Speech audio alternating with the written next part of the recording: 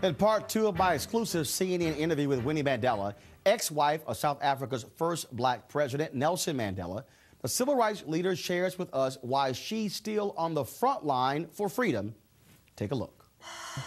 You sort of re-emerge in that back in Parliament, in terms of in Parliament, leadership position with the ANC, still living in Soweto.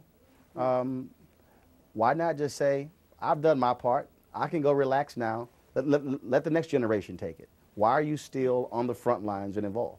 Well, I suppose if we had actually reached the ultimate, that we had total democracy, we had fulfilled the promises we made to our people, and that total democracy was defined by satisfying the needs and implementing the policies of the ANC to the extent that the people were leading better lives. But we are still so far from that. I don't consider my job as completed at all. How would you assess South Africa today? Should it be further along, or do people need to understand that it took so much to repress, if you will, black South Africans, that it's going to take a lot more to go to the next level? It is extremely difficult for us to tell the masses of South Africa that change will not be as fast as we thought it would be. So your assessment of President Barack Obama, his historic win as the 44th president of the United States, the first African-American, and speak to the expectations of people for someone in his position not necessarily being back.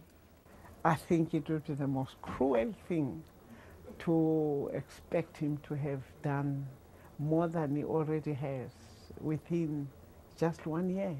I think his task is even more difficult because I think the African Americans, for instance, would expect more, and countries like the African continent would expect more from him because he's African American, and realistically it is unfair.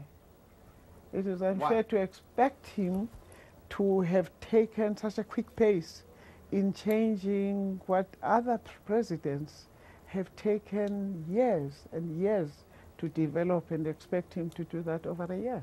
No president in any country has a singular power to change the country. I believe even here, like in South Africa, countries are governed by a collective. And it depends entirely on the very people who put him to power to assist him achieve the dreams of those who expect changes from him. Winnie Mandela, truly a remarkable woman.